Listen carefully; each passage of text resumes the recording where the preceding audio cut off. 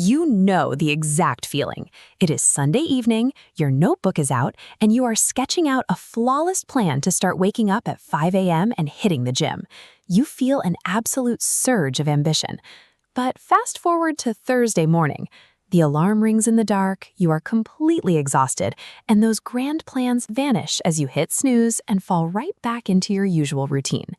The immediate reaction is to blame yourself. You assume you lack discipline, that you are lazy, or that you simply do not have the willpower required to see things through. But looking at the neurology of that exact cycle tells a completely different story. Your brain is actually functioning flawlessly, following an ancient evolutionary script. That initial wave of motivation is a highly volatile chemical state. It is explicitly programmed by your biology to abandon you. When we talk about motivation, we are really talking about dopamine. Most people assume this neurochemical is the body's reward signal, released after you experience pleasure. In reality, dopamine acts as the molecule of craving and anticipation. Starting a new project triggers a massive dopamine surge, but the brain cannot sustain this peak. To conserve energy, homeostasis pulls your neurochemistry back to baseline. Within a week, dopamine clears, your brain locks into energy conservation mode, and the drive vanishes. If your plan relies on riding that initial dopamine high, failure is guaranteed. The brain will always prioritize returning to its baseline over achieving modern, abstract goals. While that dopamine is active, you are operating out of your prefrontal cortex. This is the highly logical, conscious region of the brain that manages complex planning and raw willpower. Looking at this region's activity reveals an immense physical cost. Conscious processing burns through massive reserves of glucose and raw energy faster than almost any other biological function. Because that burn rate is so extreme, the prefrontal cortex cannot run indefinitely. It is biologically unequipped for executing daily behaviors over the long term. As those energy reserves deplete throughout the week, your threshold for resistance drops to zero. That is why a minor inconvenience, like realizing your gym shoes are in the other room, is suddenly enough to derail your entire morning. Willpower is a literal, finite physical resource. If you rely exclusively on conscious effort to maintain a new habit, you will eventually run out of the fuel required to do it.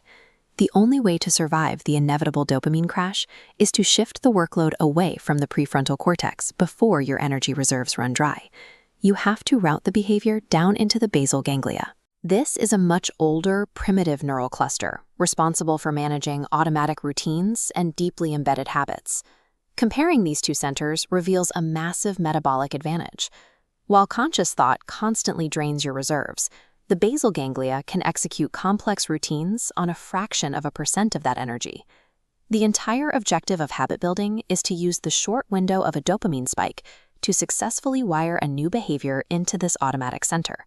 You bypass the exhaustion of the conscious mind entirely. Long-term consistency requires routing your actions into a low-energy system that runs on autopilot.